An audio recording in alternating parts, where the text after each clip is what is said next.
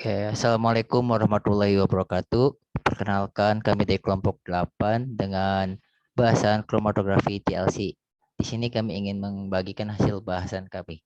Untuk anggota kelompok, yang pertama ada Indira Zafira Masuridi dengan NIM 2018-628. Yang berikutnya ada Joan Cahmei Syahrindo dengan NIM 2018-633. Yang berikut ada Luciana Pravita Dewi dengan NIM 2018-640. Yang berikutnya ada Muhammad Novel Rahmayandi dengan NIM 2018-644. Yang berikutnya ada Novel Fali dengan NIM 2018-688. Dan yang terakhir ada Yovana Adi Pratama dengan NIM 2018-764. Oke, bisa next. Untuk jurnal yang kita ambil itu mengenai analisis kuantitatif isoflavon tempe secara cepat dan sederhana menggunakan metode kromatografi lapis tipis densitometri. Oke, next. Untuk yang pertama ada pendahuluan. Kromatografi lapis tipis atau thin layer kromatografi atau biasa disingkat TLC merupakan teknik kromatografi yang berguna untuk memisahkan senyawa organik. Karena kesederhanaan dan kecepatannya, TLC sering digunakan untuk memantau kemajuan reaksi organik untuk memeriksa kemurnian produk. Untuk bagian-bagiannya yang pertama ada flat atau lempeng dengan lapisan absorben. Yang berikutnya ada fase gerak, yang berikutnya ada tangki atau chamber dan ditutup. Dan pada fase ada absorbennya dibuat garis awal dan garis akhir. Kromatografi lapis tipis dilakukan dengan menggunakan sepotong kaca atau logam atau plastik kaku yang dilapisi lapisan tipis silika gel atau alumina. Silika gel atau alumina adalah fase diamnya. Fase diam untuk kromatografi tipis juga sering mengandung zat yang berfluorensi dalam sinar UV. Fase geraknya ialah pelarut yang cocok atau campuran pelarut. Oke, next. Oke, selanjutnya, tempe adalah makanan sumber protein nabati yang sudah lama dibuat oleh masyarakat Indonesia. Bahan utama pembuatan tempe adalah kedelai. Kedelai ini telah terbukti mempunyai banyak manfaat pada kesehatan. Isoflavon ditemukan dalam jumlah yang signifikan pada kedelai. Tempe kaya akan isoflavon, antara lain genistein 5,7,4 aksen trihidroksiflavon dan daidzein 7,4 aksen dihidroksiflavon. Proses fermentasi dapat meningkatkan kandungan isoflavon dalam tempe.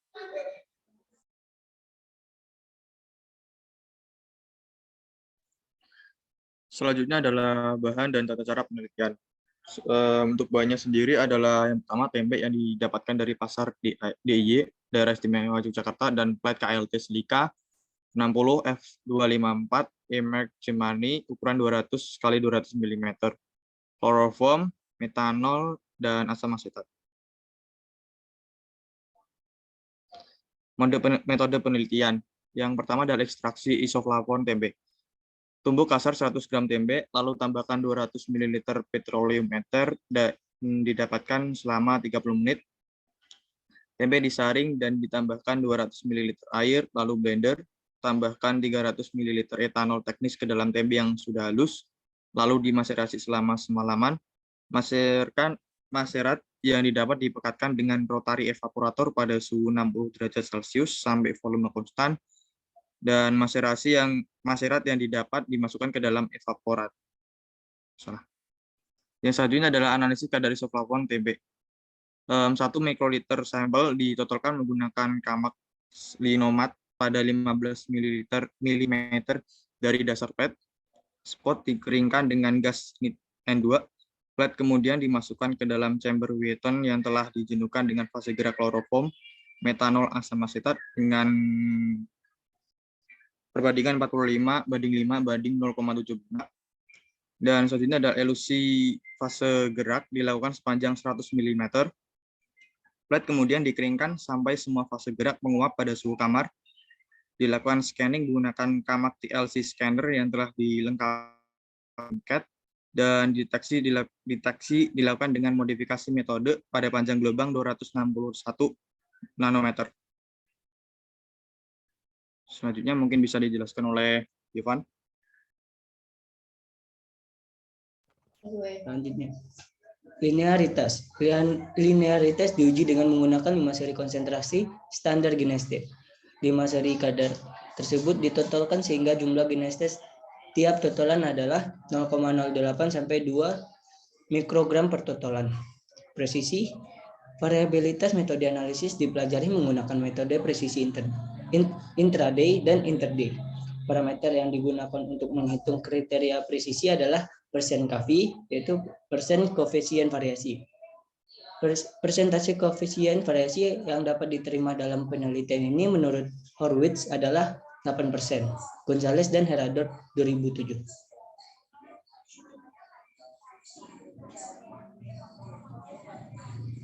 Selanjutnya akurasi. Standar adisi digunakan untuk menguji akurasi dari metode analisis sebanyak 3 konsentrasi larutan standar gineste, ditambah ke dalam ekstrak tempe dan dihitung persentase recovery.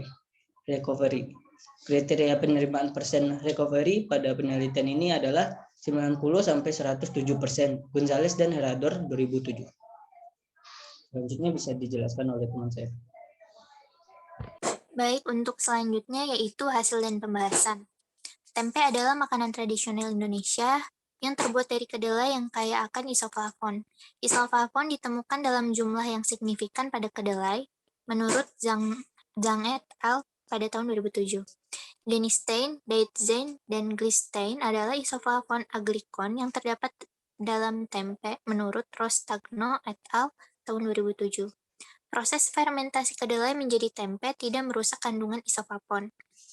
Fase gerak yang menghasilkan pemisahan isoflavon tempe yang terbaik diantaranya metanol dibandingkan kloroform dengan perbandingan 7:3, kloroform etilasetat metanol dengan perbandingan 8:1:0,5, dan kloroform metanol asam asetat dengan perbandingan 9:1:0,15. Campuran fase gerak terakhir dan jarak elusi 10 cm memberikan pemisahan terbaik dengan resolusi 1,57. Pemisahan dikatakan baik jika resolusi lebih dari 1,25. Berdasarkan scanning panjang gelombang yang dilakukan terhadap standar Genistein maupun sampel, ekstra tempe didapatkan panjang gelombang maksimum pada 261 nanometer. Selanjutnya, untuk evaluasi terhadap linearitas dilakukan dengan menggunakan 5 seri kadar di mana dalam tiap totolan mengandung 0,08 sampai 2 mikrogram Genistein. Penetapan kadar Genistein mempunyai persamaan linear. Dia sama dengan 44,848 X min 353,46 dengan koefisien korelasi R sama dengan 0,9986 dan R kuadrat sama dengan 0,9973. Rasio signal noise yang digunakan dalam perhitungan LOD dan LOQ adalah 3 dan 10. LOD dan LOQ isoflavon yang didapatkan dengan sistem ini adalah 0,014 mg per totolan dan 0,048 mg per totolan. Selanjutnya, untuk variabilitas metode yang terjadi diukur dengan menggunakan presisi intraday dan interday. Parameter yang digunakan pada metode ini adalah persen Kavi. Presisi intraday dan interday yang ditemukan dalam sistem ini adalah 0,43% dan 2,38%. Kriteria penerimaan persen Kavi yang diterima dalam penelitian ini adalah berdasarkan Horwitz, yaitu kurang dari 8%.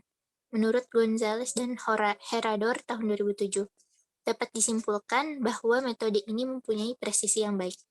Selanjutnya, akurasi metode ditentukan dengan metode standar adisi, larutan standar Genistein ditambahkan ke dalam ekstrak isoflavon tempe. Persentase recovery ditentukan pada 3 level konsentrasi.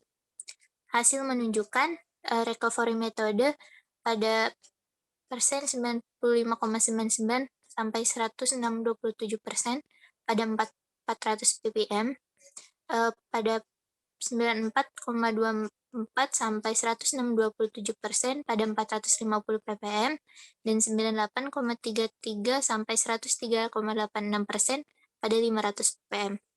Menurut kriteria penerimaan recovery metode adalah 90 sampai 107%, menurut Gonzales dan Herador pada tahun 2007. Dengan demikian, dapat disimpulkan bahwa recovery metode yang digunakan adalah memenuhi kriteria. Untuk selanjutnya bisa dijelaskan oleh rekan saya. Oke, baik. Selanjutnya di sini ada diperoleh hasil grafik ya. Nah, ini metode maserasi digunakan untuk mengekstraksi kandungan isoflavon dari tempe.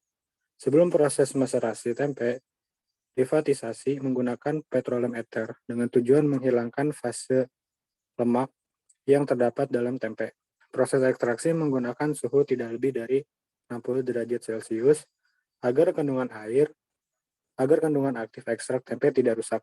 Ekstrak yang dihasilkan kemudian diuji menggunakan TLC scanner seperti pada gambar di bawah ini. Nah, gambar 3 ini memperlihatkan bahwa di dalam sampel terdapat genistein. Hal tersebut dapat dipastikan dengan adanya peak 1 pada ekstrak yang mempunyai RF sama dengan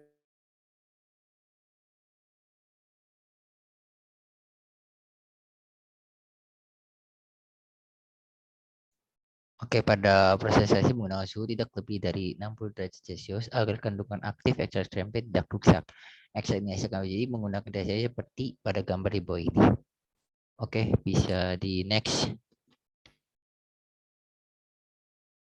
Oke, setelah memastikan adanya isoflavon yang terdeteksi sebagai genistein, maka penetapan kadar dapat dilanjutkan dengan melakukan 5 replikasi dengan hasil seperti yang terlihat pada tabel di bawah ini.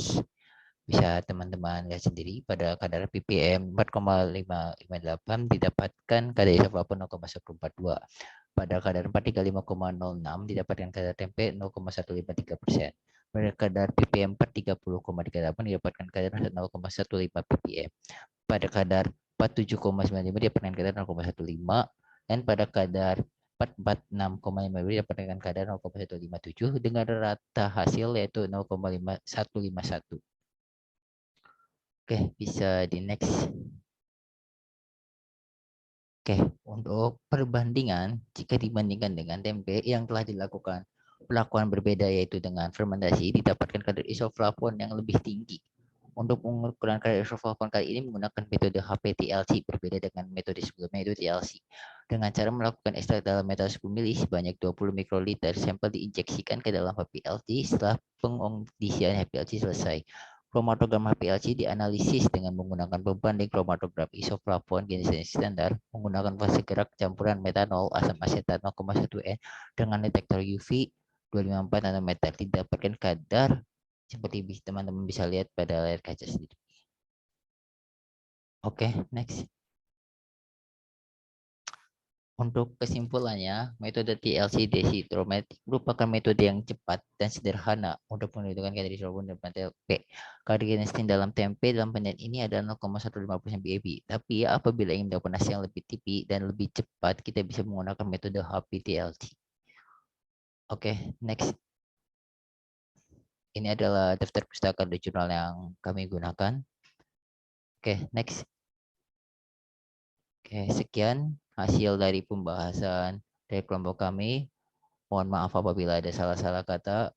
Bila taufiq wal hidayah. Wassalamualaikum warahmatullahi wabarakatuh.